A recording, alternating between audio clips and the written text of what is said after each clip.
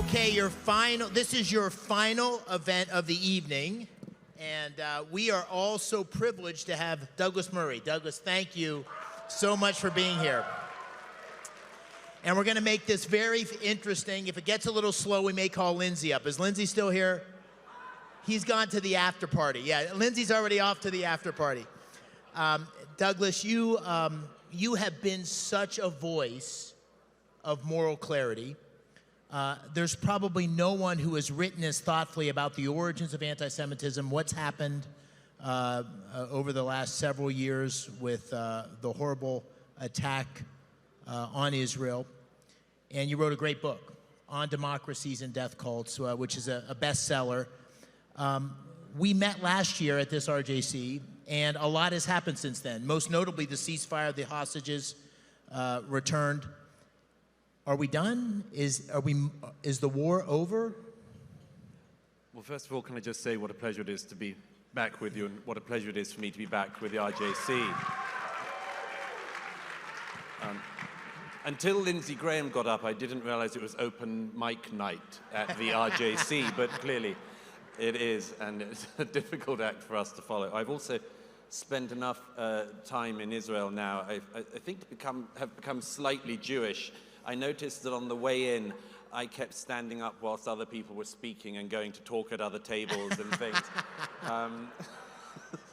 So I've got to be forgiving to you if you do it as well, but thank you. I said in a recent piece in the Free Press that there are two wars that actually I wrote about in my book and which I've been writing about and considering for the last 2 years. The first war is the war on the ground, the war that Hamas started on October the 7th, the war that the IDF has been fighting for the last 2 years. And that has been, I mean, let's just take a moment again to recognize the achievements. Unimaginable, even from when we were sitting here this time last year. The last time we were all gathered together here in Las Vegas was before the first anniversary of October the 7th. And just consider that what Yahya Sinwar started on the 7th led up till now to the decimation of Hamas in Gaza, the death of Sinwar and all of his colleagues who started this war, the decimation of Hezbollah, the opportunity of the IDF and the IAF to operate everywhere in the region where they needed to operate, and for the IAF and for the American Air Force to be able to fly over the skies of Iran anytime they wanted. This is a generational achievement, and it's down to the political leadership in Israel, the political leadership we've seen here in America, and the extraordinary men and women of the IDF. And that story is one that you will know about.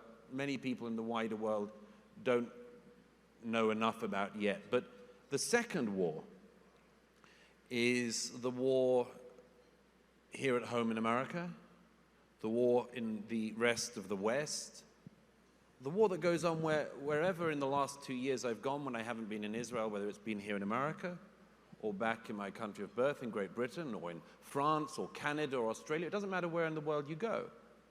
You find these lunatics on the streets, not just on the campuses, on the streets of major cities. You can go to Melbourne on a Saturday afternoon and you'll find thousands of Australians chanting their opposition to the state of Israel and their support for various terrorists. And what are you doing? You're in Melbourne. What's it got to do with you? You're miles away.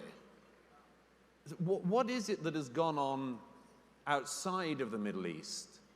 My fear is that although Israel's been winning the war in the region, in the rest of the West, particularly here in America, to some extent we've been losing. We've been losing by the fact that we've seen the mainstreaming of support, not for Palestinians or for Palestinian statehood, but for Hamas? Why is it that at Princeton you have a group chanting the other month, glory to our martyrs? Our martyrs. Princeton. What's our doing there? What's martyrs? Since when did students going up to Princeton have the hots for Hamas? When did this start? This is for me the problem we need to address. You know, I saw this, we all saw it, but I saw this in Pennsylvania, University of Pennsylvania. I saw it at University of Pittsburgh, where a kid that had my shirt, you know, McCormick for Senate, and an Israel flag was assaulted. And it was so shocking as a non-Jew after October 7th, knowing anti-Semitism existed, but never imagining the depth and the vitriol. So you've written about this. What's the root cause? Where did we go wrong? How did this happen? Well, my view has always been that anti-Semitism and anti-Israelism are just the furthest flank of anti-Westernism. This has been mentioned already tonight, but I came up with this formulation a while ago. I think I mentioned this last year. I borrowed from the great Russian Soviet writer Vasily Grossman, where he says in the middle of Life and Fate, tell me what you accuse the Jews of, I'll tell you what you're guilty of. It's a brilliant, brilliant observation by him, where he says, the anti-Semite tells us nothing about the Jews, they just tell us something about themselves. So, you know, the Nazis said that the Jews were racists who wanted to take over the world. You think, Interesting. Take any group throughout history, and right up to the present day. Whatever they accuse the Jews of and the Jewish state of is what they're guilty of. The Iranian revolutionary government says that the Jewish state is colonizing. Interesting for the citizens of Iraq, Syria, Lebanon, Yemen, Gaza, etc. But in our countries in the West, there's a slight shift on this, which I say, tell me what you accuse the Jews of, if you're like an American student. Tell me what you accuse the Jewish state of in particular, and I'll tell you what you've been taught that you are guilty of. I wrote 2 books back in the War on the West. If you look at the things that young Americans are being taught from grade school upwards, it's not just the universities, it's too easy in a way to focus on that. Just look at what American kids are taught about their own history here in America. It's what Elon Musk some time ago said to Bill Maher is the woke mind virus, which is, he said to a friend's kid, what do you know about Thomas Jefferson? Answer, slave owner. Anything else? No. That's the virus. And that's something that has been inculcated into the minds of young Americans, young Canadians, young Australians, is that they've been taught that even if you're born in the 21st century, you're guilty of white supremacy, you're guilty of colonialism, you're guilty of genocide, you're guilty of ethnic cleansing. And as I said in the War on the West, there's nothing you can do if you've been taught you're guilty of this because you haven't done anything. All that's happened is you've been told you've got guilt for something you didn't do. And as I said in that book, something will happen as a result of this, because you cannot live with an unalleviatable guilt, something that can never be forgiven. And so how has it exploded in our time? And I'm not talking here about the hardcore Islamists and others who live in our societies, but for what would have been normal kids, it's that for many of them, we shouldn't exaggerate, but for many of them, it's that they have this orgiastic glee in being able to accuse another country now of all the things that they have been taught that they have inherited guilt for. They will expiate their taught guilt by saying the Jewish state is committing genocide, the Jewish state is white supremacist, showing they've never walked down an Israeli street.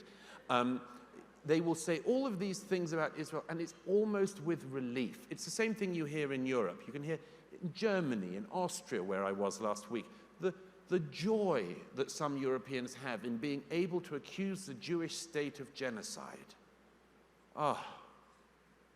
Means we don't have any guilt. Yeah.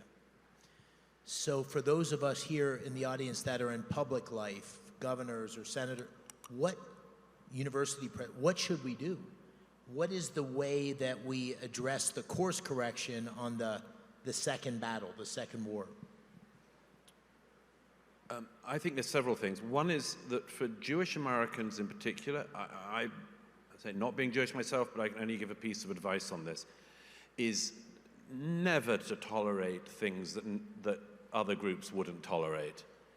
And I grew up in England. The Jewish community is different in England than it is here. And the Jewish community in America has always been much more vocal, much more proud, much more willing to put its head above the parapet and be counted.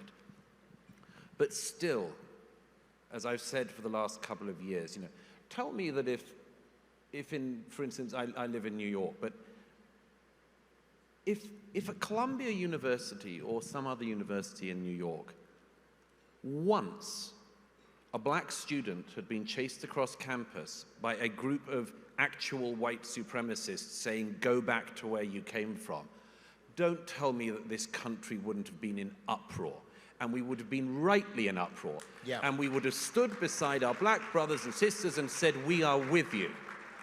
And if once some sexual minority that had happened to, let alone for 2 years, this would have been wall-to-wall coverage on every network. So why is it that when it's Jewish kids being chased down the streets and insulted and Jewish families being made to feel threatened, people get used to it? And so that's the first thing, is just not putting up with the double standards that many Jews are expected to put up with in America, and thankfully I think people in this room don't. But the second thing is, I think we need to get out this very clear message that, again, as somebody mentioned earlier, they're just always related. The anti-Semitism, the anti-Israelism, and the anti-Westernism. I have a sort of shortcut to this. You just mentioned it there, but go to any anti-Israel protest in this country and go to any pro-Israel protest in this country and notice one glaring difference. The pro-Israel protest will have happy people, by the way, generally, you'll notice, happy people flying the flag of the State of Israel and the flag of this country. Go to an anti-Israel protest and they will be flying the flag of the Palestinians, they will be flying the flag maybe of Hamas or of Hezbollah or the Iranian Revolutionary Government. They will not be flying an American flag. In fact, if there is an American flag there, it's only there so they can put it on the floor and burn it. This tells us quite a lot. We sang tonight Hatikva and the Star-Spangled Banner. Find me the anti-Israel protest in America where they would sing the national anthem of America. And the same thing goes in every country. Find the anti-Israel protesters in the UK who, after they've screamed jihad, jihad, all get together and sing God Save the King.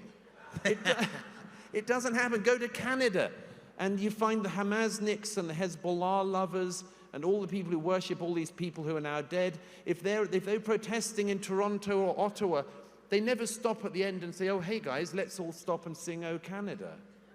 It doesn't happen. And that tells us everything. Yeah. So let's go back to the first war. So are you optimistic? What does Gaza look like in 1 year, 5 years, 10 years? Is there another Abraham Accords 2? How do you see the future? It would be a very unwise person to make a prediction about Gaza, not least because of Ron Dermer and other people being present who know much more. I would just say this. I was enormously encouraged when President Trump broke the Overton window on Gaza, and have been very encouraging of his statements on this. And let me just say quickly why. Until the president earlier this year started, expressing, let's say, innovative new opinions about what could be done with Gaza, there was a status quo opinion which was completely intolerable, which was the presumption, which again, if you go to the chancelleries of Europe, you will still hear, which is, after the war, Gaza must be rebuilt, preferably with our taxpayer money, and a Hamas-like entity will probably end up being in charge, and an UNRWA-like entity will end up running the education system, and we'll all pay our taxpayer dollars to rebuild it, and then they'll probably do another October the 7th, and in about 10 years, the IDF will have to go in and smash it up again.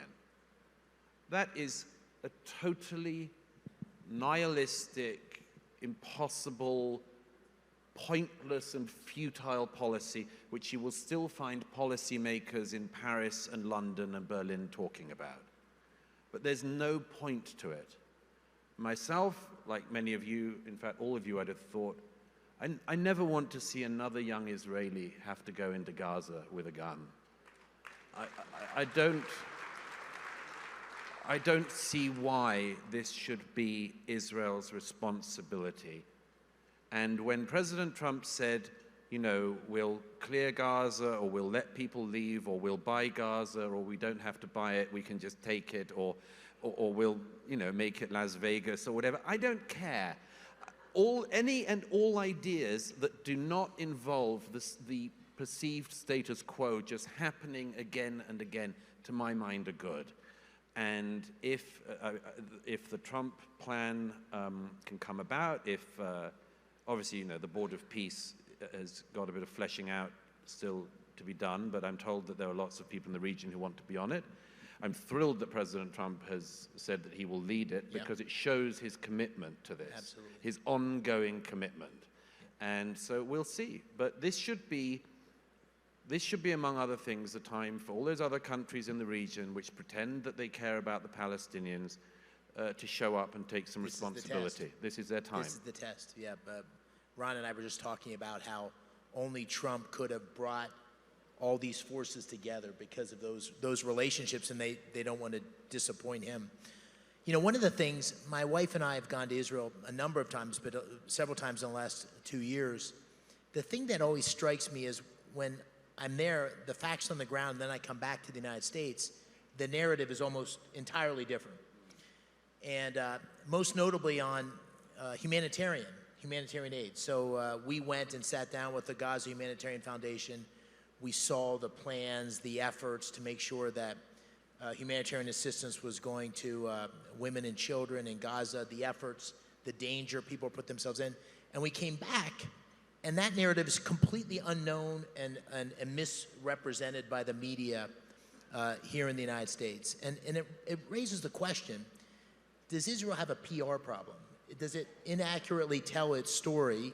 And I ask you, as one of the great storytellers, someone who really has told the story accurately, but is there an issue there, and what are your reflections on it? Well, I've sometimes said that Israel is a remarkable country for many reasons, but one is that it has about 8 million potential prime ministers, or would-be prime ministers, which makes it, I admire people in government in Israel for being able to manage that. If that's the case in Israel, however many Jews there are around the world outside of Israel, everybody believes they know how to do Hasbara and moans that the Israelis don't get it, and so on. My view has always been the same, which is I think there are so many talented people who've got the right views, who know what they're talking about, who should just do their own thing. And we've heard from a range of them tonight. You're going to hear from more in the coming days. There is no one answer to the Israel PR problem. But I think there are some things one has to accept from the beginning. One is that numerically in the region, the Israelis are vastly outnumbered. Tiny country, and just compare it to, for instance, Pakistan, which, for all sorts of interesting reasons, produces lots of people who are feverishly online, often pretending to be American Jews, by the way, putting forth their views on X about how this country or Israel should be run. Just vastly outnumbered in those terms. And that means that there are just certain things, again, with certain newspapers, I won't name names, certain media outlets, I won't name names, but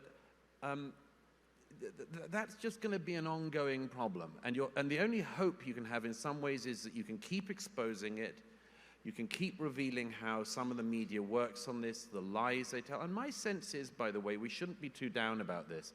my experience in this conflict is that the Israeli government and the army has been better at getting out information faster than any conflict I've seen before.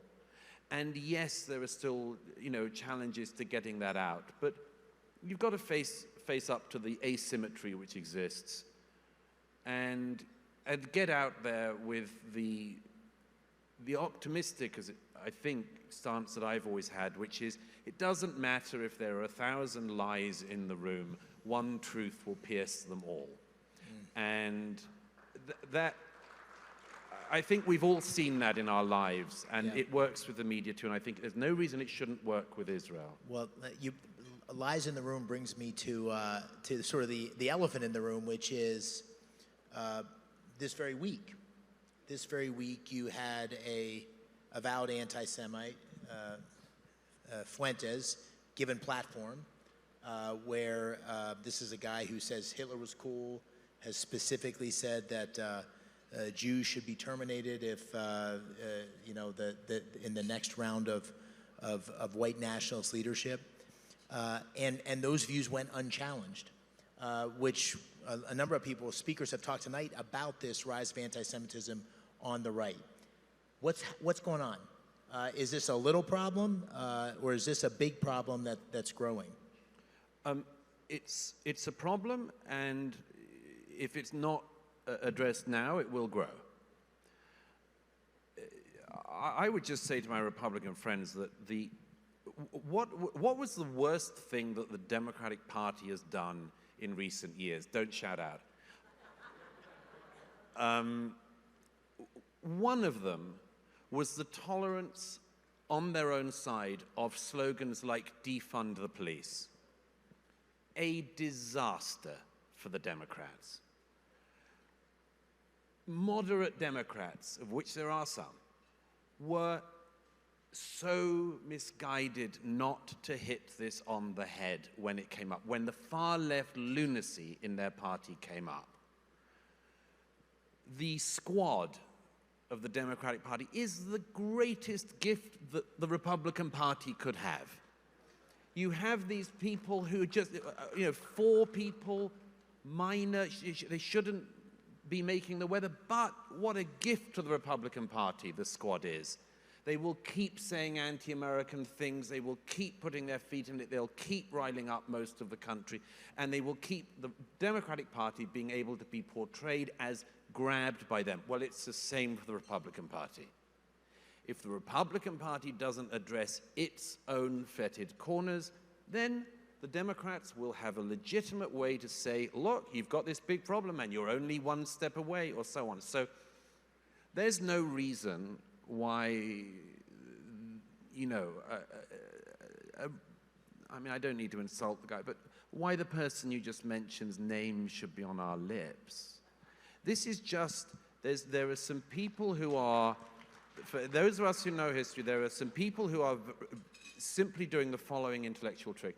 They're reheating a bit of Buchananism, they're reheating some David Irvingism, and they're doing it now, and they're getting away with it for a very specific historic reason, if I can just say what I think that is.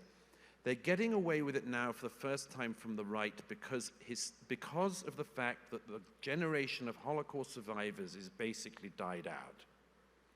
These people did not dare do this in the face of the immovable object of the survivors of the Shoah.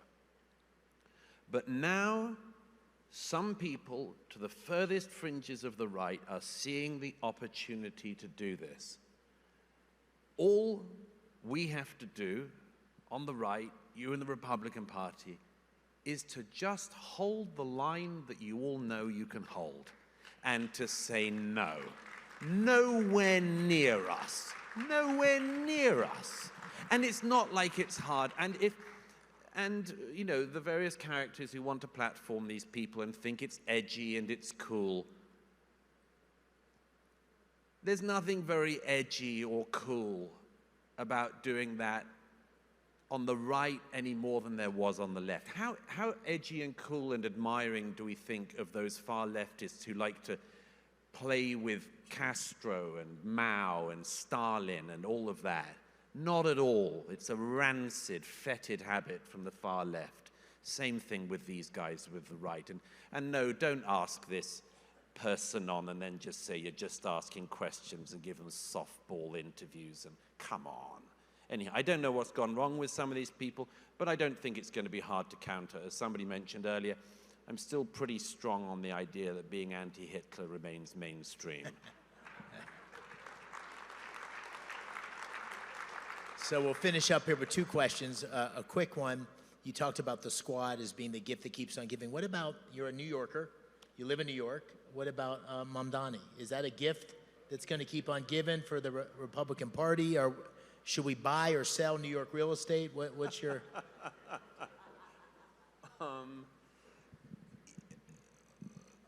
I mean, it's an amazing thing. I've written this in my column in the New York Post. It's pretty amazing to see Mamdani smarm his way into office, which is what it looks like he's going to do, evading every meaningful question. I'm sorry that so much of the opposition research has only just started to come out, but I mean, you know, as somebody mentioned earlier, you have somebody saying that the NYPD has its boot on the throat of New Yorkers and it's laced by the IDF, even before you get to that anti-Semitic far-left trope about everyone being trained by the IDF. What are you talking about the NYPD like that for? How dare you? These men and women who go into the most dangerous situations all the time, and you're talking about them as if they have their boots on the throats of New Yorkers? Good luck getting the respect of the police in New York after doing that kind of thing. But if he gets in, yes, I predict that he will be extremely useful to the Republican Party in campaigning. He'll be disastrous for those of us who live in New York. And he will, of course, be using it. Any time that the president or anyone else talks about him, he will use it to try to inflate himself and make himself waft up. Look, I mean, I don't think we've ever seen such a major city as New York run by a guy whose CV shows that he was a failed rapper, employed by his mum for a bit, and then mayor of New York. That's quite a jump. That's that's a heck of a CV. Well, not been tried before. Yeah. Let us end with a question about your reflections on what you've seen. No one spent, you've spent an enormous amount of time in Israel. You've seen the tragedy of what's happened over the last couple years. You've also seen the stories of incredible courage and resilience. Tell us a story. Tell us about someone you encountered or some people you encountered along the way that shows the best of the Jewish people and the hope that we should all have. Gosh, that's very hard because, as everyone here knows, I mean, Israel, particularly in the last few years, has been a country of just millions and millions of stories, all going on at the same time and at such a heat and passion. And I suppose I mentioned toward the end of the book, I think of a lot of people who I've met and spent time with in the last few years who've had a huge impact on me in lots and lots of different ways. I mentioned earlier the heroes of the IDF, and they can't be mentioned enough. It's extraordinary seeing them at work. I think when I was last here with you, I think we gathered here before the first anniversary of the 7th of October, and after that I was in. I mentioned this to somebody earlier. I was in Israel during Sukkot when the news came through that Sinwar had been killed in Rafah, and I went to Rafah the next day with the battalion who had killed him, and many extraordinary things from that. By the way, just two things, if I may. One is that some of you will know that battalion, known as the Bizlach, young soldiers, and it seemed that, again, Ron might correct me on this or have information that I don't have, is very likely, but the young men who killed Sinwar and the men with him, were not in uniform on October the 7th, 2023. And I think this is a remarkably powerful fact. Imagine that. This man, Sinwar, who said to the crowds in Gaza in 2018, go and invade and tear the hearts out of the Jews. He created not just the generation of Jews who rose up, but the person who sent him to his death. He made them. He created unwittingly the generation of heroes who saw him off. That is one of many stories. I just add another one quickly.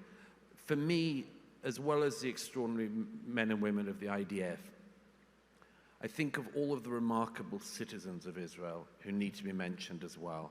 There was that unit, I mentioned this in my book, was unfortunate enough to have been involved in the incident where, you'll remember, 3 hostages were killed in Gaza in December 2023.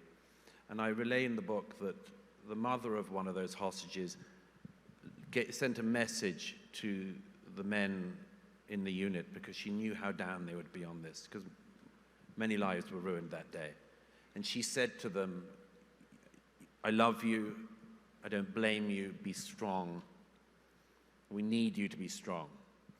And the day after Sinwar was killed in Rafah, somebody from the unit played me the message they just got from the same mother, who said to them, you see, I told you, you had to be strong, and you did the job you needed to do, and you killed the enemy of Israel.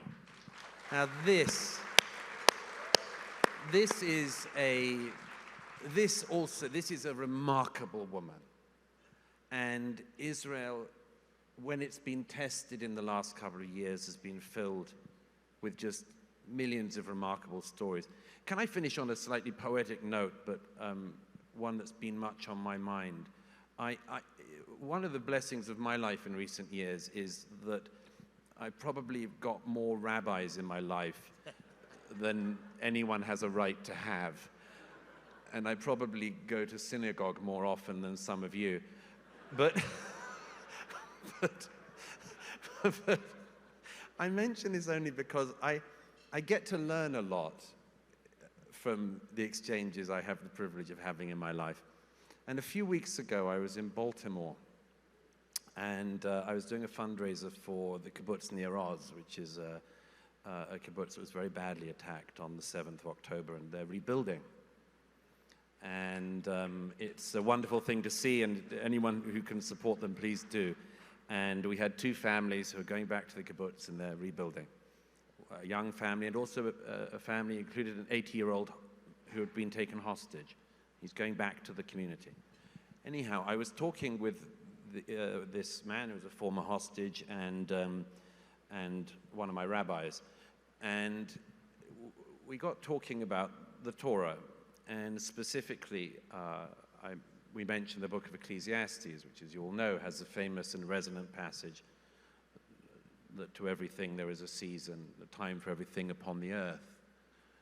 And the rabbi and I got talking about this thing that I've always noticed, which as a non-Jew has always struck me about the Jewish people, but particularly the Jewish state, which is the way in which sometimes everything feels like it's happening all at once.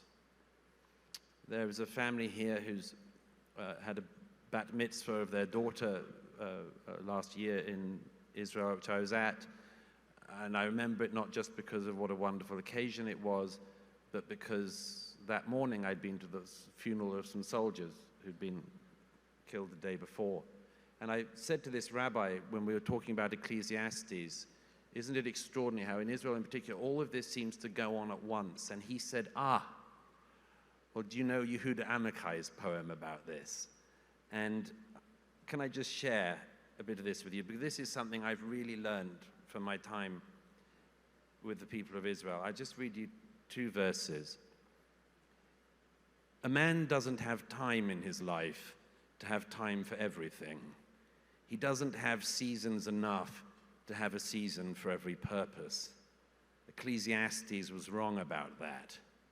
A man needs to love and to hate at the same moment, to laugh and cry with the same eyes, with the same hands to throw stones and to gather them, to make love in war and war in love. When I think of Israel in the last few years, one of the many things I think is that they have been able to do, the citizens of Israel, all of these things at the same time, and to come through on the other side of it with the hostages home, and to be able to say, after all of this hatred inside the region, but also outside, to continue to say, Am Yisrael Chai. Ladies and gentlemen, the great Douglas Murray.